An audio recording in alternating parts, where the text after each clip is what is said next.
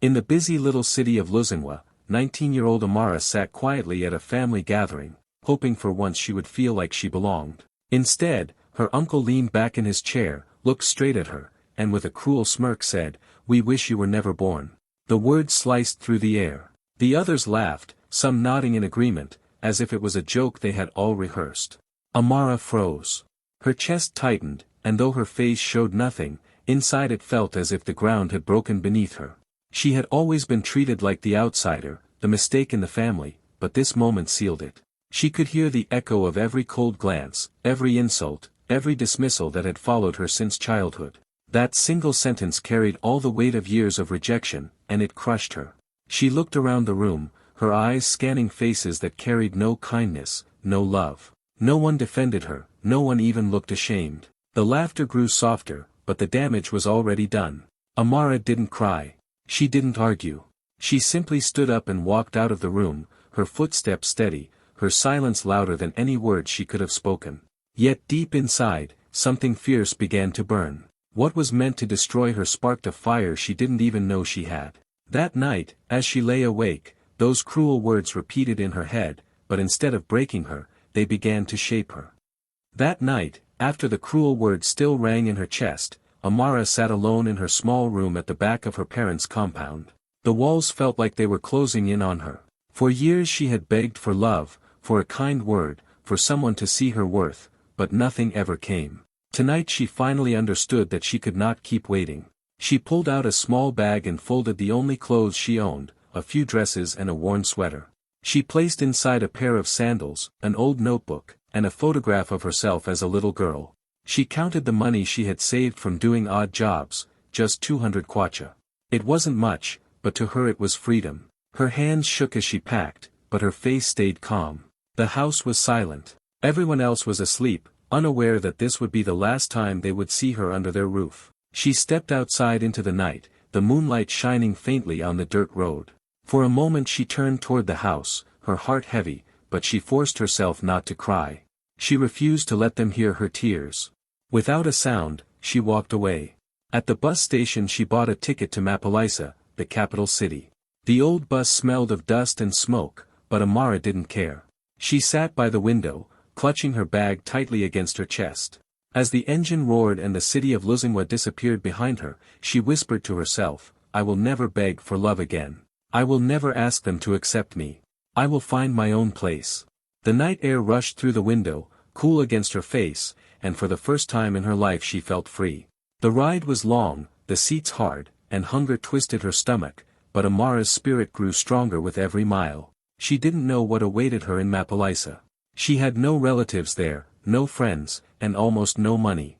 But she had something more powerful. She had decided she was worth more than the shame her family had poured on her. As the first light of dawn spread across the sky, Amara looked out at the tall buildings of the city rising in the distance. Fear trembled in her chest, but hope was there too, glowing like a small flame refusing to die. She promised herself she would fight, she would endure, and she would build a life where no one could ever again say she should not have been born. That silent departure was not the end of her story, it was the beginning of everything. Life in Mapalisa was nothing like Amara had imagined on that long bus ride. The city was loud, crowded, and unforgiving. With only a few coins left in her pocket, she quickly learned how hard survival could be. At night she slept in crowded shelters where the floor was cold and people argued over blankets. Some nights there wasn't even space inside, so she curled up on the street, her small bag serving as a pillow. Hunger followed her like a shadow, and she often went to bed with an empty stomach, her body aching from the day's struggles.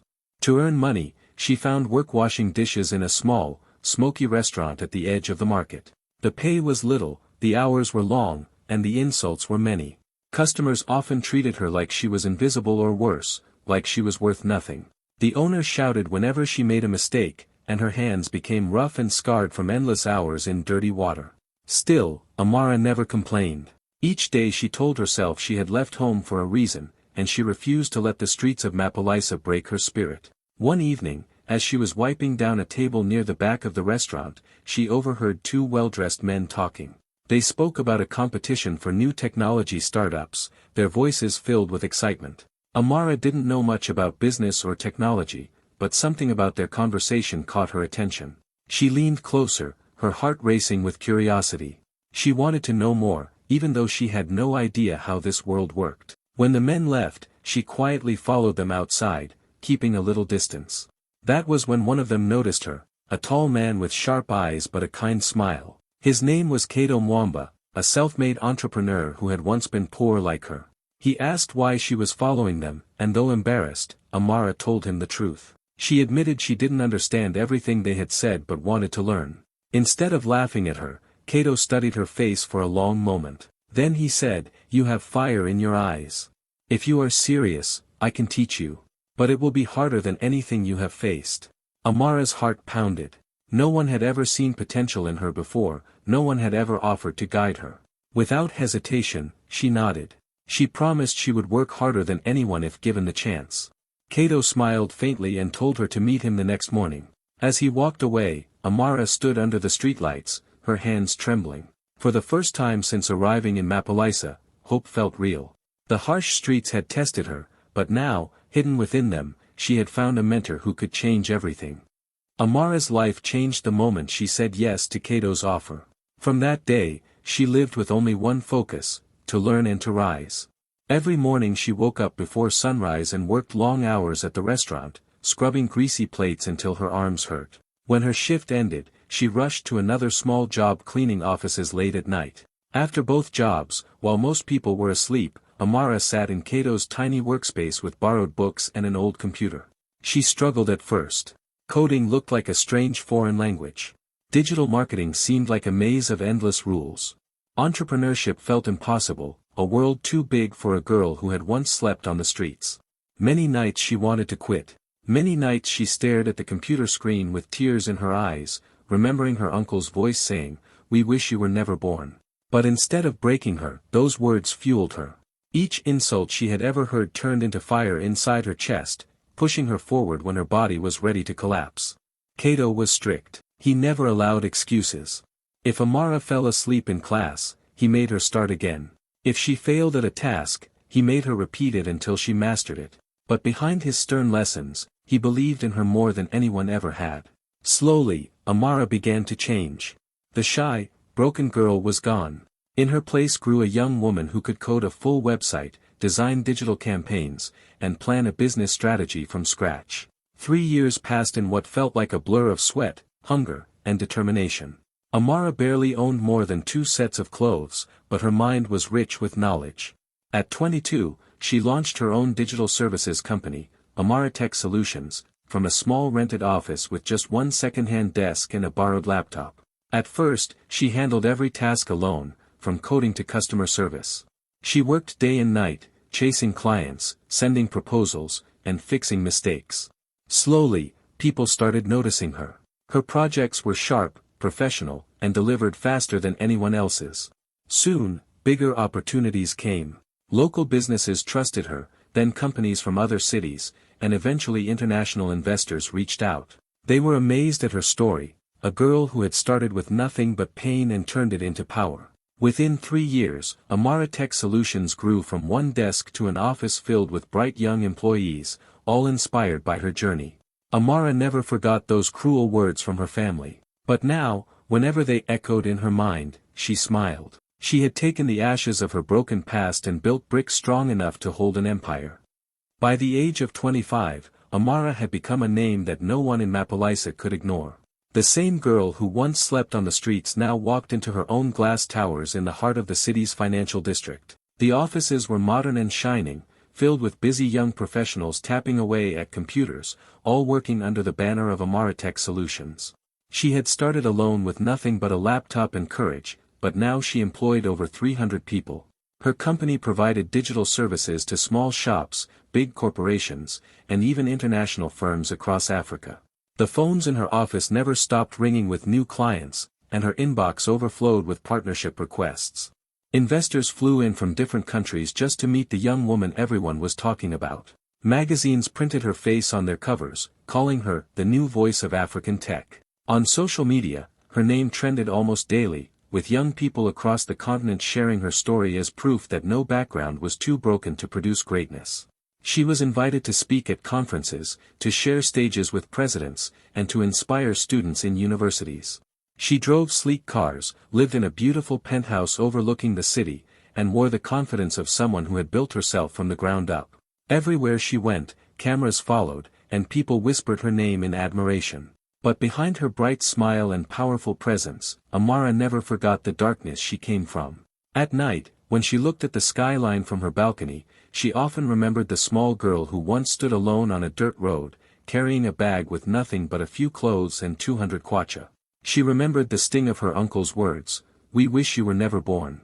That sentence had chased her for years, through shelters, through hunger, through exhaustion, and even through success. It was the ghost that had fueled her, and though she had conquered it, she had not erased it. The world now saw her as unstoppable, but deep down she carried a quiet scar. She thought of the family who had once mocked her, who had laughed as if her existence was a joke. They had no idea that the very girl they rejected had become the woman who now influenced economies and created opportunities for thousands. Amara was not just surviving anymore. She was rewriting her destiny in bold letters for the entire world to see. Yet even with all the fame, the power, and the empire she had built, a part of her heart still held a promise. One day she would return to the people who had wished her away.